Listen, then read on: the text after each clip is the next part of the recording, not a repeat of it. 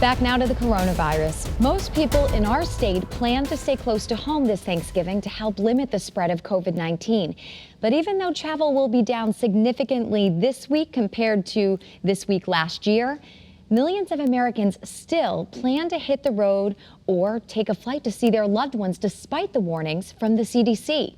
Channel 3 Eyewitness News reporter Roger Suzanen has been live at Bradley International Airport now. Let's get right out to him. Roger, I know you've been talking with some of these travelers. What are they saying for the reasons why they're going? How are they feeling about flying?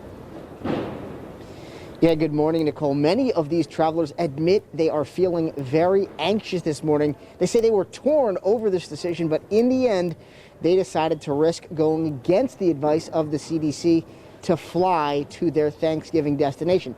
I can tell you, though, that the airport is definitely not as busy as it normally is on the day before Thanksgiving. We did see a surge earlier today, but it has slowed down, and that really does make sense because AAA has reported that the majority of Connecticut residents do plan to stay close to home for the holiday. That's the good news. But more than 10 million Americans do still plan to fly. Travelers, of course, have been instructed to wear masks and stay socially distant where they can, but there's no way to sugarcoat this. They are definitely taking a risk, and most of them that we've been talking with know that they are doing that.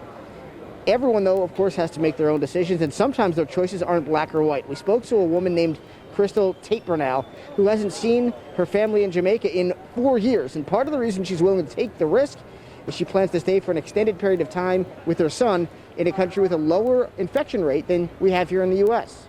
Yeah, I was. I mean, I actually changed my flight before because I was doubting, but I'm just going to do this because it's not so bad there. So.